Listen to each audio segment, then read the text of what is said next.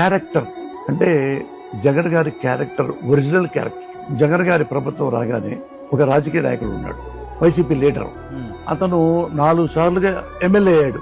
తర్వాత అయిపోయిన తర్వాత జగన్ గారు వచ్చిన తర్వాత అతను మాత్రం బ్యాడ్ లక్ గా ఓడిపోయాడు.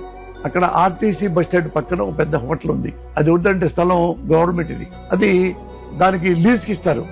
ఒక అతను లీజుకి అది బాగా సాగుతుంటే ఇతను పక్కా తెలుగుదేశం. వీడు మన గవర్నమెంట్ స్థలం తీసుకొని ఇన్ని బతుకుతా నాకు ఎగనిస్ట్ గా వాడు కమ్మోడికి మళ్ళా వాడికి ఓటేశాడు అని చెప్పేసి అతన్ని మున్సిపల్ కమిషనర్ తీసుకొచ్చి, ఆయన పేరు రామచంద్రారెడ్డి, తీసుకొచ్చి అతను నోటీస్ పంపించాడు.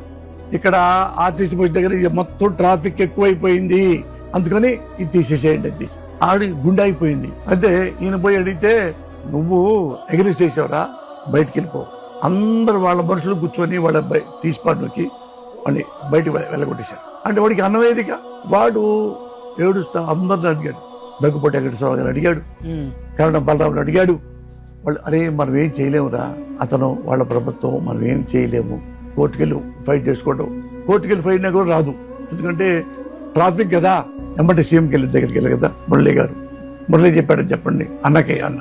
ఏమయ్యా, వాడు ఆ వాటలోడు తెలుగుదేశం వాడైతే మనకేంటి, వేరే పార్టీ వాడైతే మనకేంటి, వాడి హక్కు ఉందా లేదా, వాడు మనకు ఓటైపోతే మనకేంటి అంటే, వాడు లీగల్గా తెచ్చుకున్నాడు, ఆడిని తీసుకోవడం వచ్చి చాలా తప్పు కదా. అంటే ఇట్లా అన్నాడంటే ఫోన్ చేయండి, పార్టీలో ఉంటాడా బయటికి వెళ్తాడా ఆలోచించుకోమని చెప్పండి. ఒక చిన్న హోటల్ గురించి అదే చాలా చిన్న విషయం. తల్లి సాక్షి పెద్ద లీడర్ని అంటే ఆఫ్టర్ ఆల్ పోసాలి గాడి కోసం